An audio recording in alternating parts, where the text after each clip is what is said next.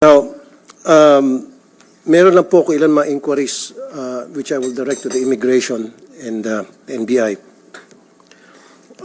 Nung Friday po, na i-on air sa programa ko sa Wanted sa radyo, itong magkasintahan, sikat po ito, si Mikey Agustin and Yexel Sebastian. Daan-daan libong milyong piso na, hundreds of millions of pesos na po ang na-scam nila, investment scam. And baka abutin nga po sa billions of pesos na. Na-announce ko na po ito sa radio ko, and then before sa radio ko, kumalat ito sa social media. Kanina po, meron akong kakilala na kasabay niya sa aeroplano itong dalawang magkasintahan, sakay po ng Cebu Pacific going to Nagoya, Japan. Hindi ko alam kung ito'y tumatakas na or baka pupunta dun sa Nagoya para mag-recommend ng whole departure order from the court bago nyo hindi mapasakay yung isang taong gustong bumiyahe. Pero is there any way na mapigilan? I don't know, it's up to you sa immigration.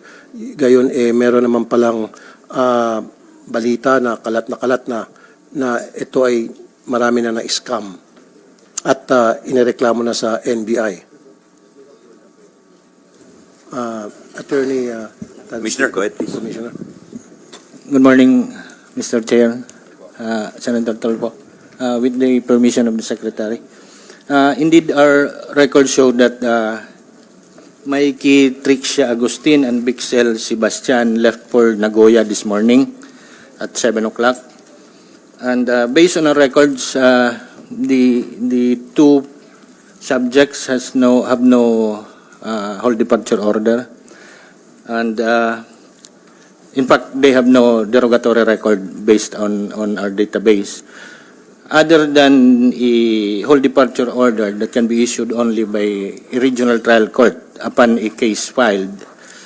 The Department of Justice can also issue an immigration lookout bulletin, but there must be a complaint already filed with the prosecutor's office, or a precautionary hold order can be issued also by the court upon filing of the criminal complaint with the prosecutor's office. So, as of now, we have no reason to hold the departure of the two subjects. Okay, ito siguro tanong ko kay Secretary Remulla, kasi many years ago, I know na yung Secretary ng DOJ pwede mag-issue ng whole departure order, if I'm not mistaken, Secretary Remulla, upon the recommendation of the NBI dahil meron ng case na i-file against kung sino man yung mga tao na i-file po sa kanila. Sir, ang pwede lang ho namin gawin ay lookout bulletin lang po. Nagkaroon po ng kaso ito nung araw, nung panahon ni Secretary De Lima. At dumating po ito sa Korte Suprema. At hanggang lookout bulletin lang po ang aming pwedeng gawin. Kasi yung right to travel po yung ating tinitingnan. Ngunit kung gagawa po tayo ng batas na magkakaroon po tayo ng ibang pagsusuri sa mga taong may kaso o dapat kasuhan, maaari po nating panghawakan pa yung mga tao.